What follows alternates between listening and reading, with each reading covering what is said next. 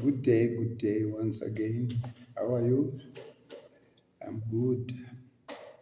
Mr. Tabo Maupa again, rounding of grade E today with the last module, which is module 13, titled Industrial Relations. Right. This module is designed so that the security officer or the employee must be well aware of the implications of not delivering at work as expected by the bosses or the employers, co-relationship of the company and the employees. So industrial relations simply means the relationship between the employees and the employer in the workplace. This is what we are discussing about today. Right. Before we dig deep into the industrial relations, I just want us to check the objectives of this module. Right. On completion of this module, the grade E students must be able to demonstrate understanding of the disciplinary code and the grievance procedure, as well as they must be able to explain the objective of the disciplinary code as well as the grievance procedure. Right. You must also know the functions thereof of those different types of code, that the procedure in the code. Right. The aim of this module is simply to provide knowledge and understanding to the student of the disciplinary code and how it works, as well as the grievance procedure, how it works in the workplace. Since we are doing industrial relations, which is now the relationship between the employer and the employees. Right. We start now with the first one, which is called the disciplinary code. As we all know, discipline is vital in any organization. It's a vital thing, discipline. Because if we don't have discipline in the workplace, I don't think there will be production and stability in there. So discipline is vital in any organization. Right. It is therefore initiated by management, which means the management, they are the ones who come with all the disciplinary measures that workers are expected to maintain, right? Right. So the management initiates the discipline. Why? Due to the fact that when employees are working, some they don't work according to the expectations of the company. So because of unsatisfactory worker performance and behavior, therefore the companies initiate what we call the disciplinary code. To minimize problems, the disciplinary code must be understood and accepted. Usually it is within the contract. So that's where the communication is, so that the worker knows what is expected of him. If they say you start 7 o'clock to 4 o'clock, they say 8 to 5. It's all part of the contractual agreement that you have with the company. Right.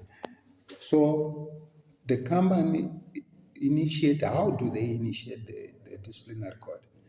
They establish a set of rules which are to be followed by each and every employee working in that company. That set of rules, that what we call now the disciplinary code. And don't mistake it for substitute. It's not, the disciplinary code is not a substitute for company policy, but is an expression of company policy on discipline. So do not say it's a substitute for management. No, it's an expression of company policy on discipline. Right. So all the workers, so that if we don't need any problems, they must be well aware of the implications of their behavior. That's where you get warnings and things like that. Right. We come now to the objective. What is the objective of the disciplinary code? The objective of this disciplinary code is simply to bring back the employee back to acceptable standard of performance and behavior, not to punish or get rid of them. You must also be mistaken there. The objective of the disciplinary code is to bring an employee or employees back to acceptable standard of behavior and performance, and not to punish or get rid of them. That is what we call the disciplinary code. If they say you start work at 6, you knock off at 6, like most security officers, you must follow that. This is what causes a lot of people, if sometimes he was drinking a lot of beer, he can't go to work, then he try to get a fake doctor's note as an excuse that's why he absconded work the previous day, because he doesn't want to go there and then taken for a hearing, because maybe the law states that if you abscond for no reason, will take you for a hearing. Then they give you first verbal warning. Then if you do it again, second verbal warning, second written warning. If you do it the third time, that is the second written warning. Others, they say that second one is the final. Then they dismiss you.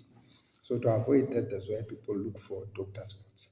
So it's because of the disciplinary code. That is which binds the employees so that they can follow the rules where they are working. If you go against those rules, then it's a problem. So that is what we call the disciplinary code. When you come to your exam under Module 13 Industrial Relations, they simply ask you a simple question to say, explain the objective of the disciplinary code. Of which I said the answer is, the objective of the disciplinary code is to bring back an employee or employees to acceptable standard of performance and behavior, and not to punish them or get rid of them. So it's simply to bring them back to acceptable standard of behavior and performance, not to punish them or get rid of them.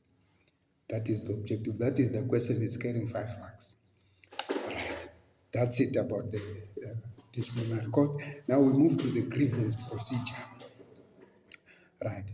The security officer must know that there is a way of channeling his grievances at work. That's why the grievance procedure was created. And this is also what causes people to form labor unions, whereby they can channel their grievances through the SOP steward and so on. Right.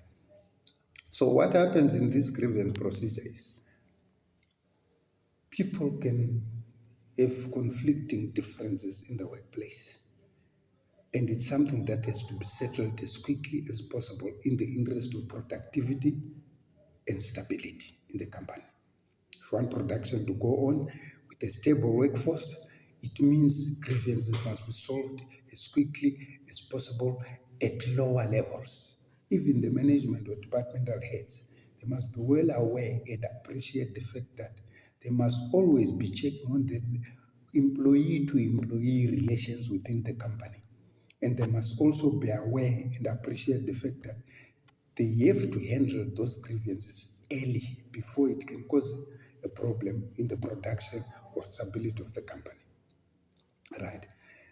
The grievance procedure engenders a feeling of trust and security within the security officer or the employee, because they will know a step-by-step procedure of channeling their grievances. For example, people who belong to unions, they'll be using their SOP steward to carry their grievances to management.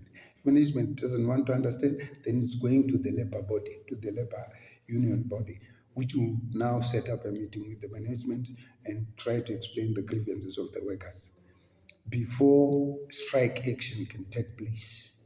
It's either they might want an increase or improvement in the working conditions. Otherwise, that's what we call the grievance procedure. Right.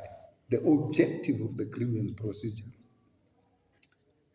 is simply to make or allow both parties or the parties involved in resolving the grievance, so that they can meet and try to resolve the grievances before it can affect production and stability in the company. So that is the objective of the grievance procedure, to allow both parties to resolve their grievances in the interest of productivity and stability.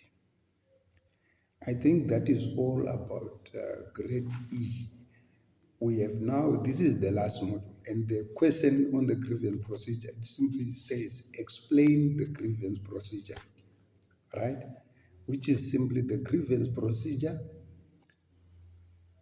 allows both parties to resolve their grievances in the interest of production and stability. That's it, for 5 marks.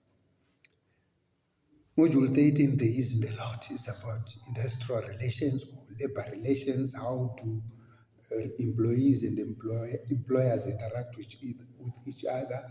If there are problems, how are grievances channeled, and the company also make a set of rules to make sure that the people are controlled by what we call the disciplinary code. That's why we have things like first verbal warning, first written warning, second written warning, final, which is the third written warning, and the dismissal.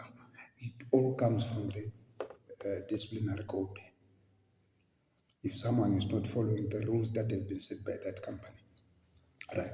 So there you got only the 2 questions. Question 1 lists the objective of the disciplinary code. Question 2 lists the objective of the grievance procedure. Each is getting 5 marks for 10 marks. That is the end of that module. So we are now done with grade E. This is the last module. What I'm going to do in my next installment, before I finally exit grade E stuff, I am going to give you the question paper and the answers. I think I'll do that tomorrow because the next day I'll be going straight to grade D. Thank you very much for watching. Stay tuned to my channel. I'm bringing you more and more knowledge about the security studies. Thank you very much. Have a nice day.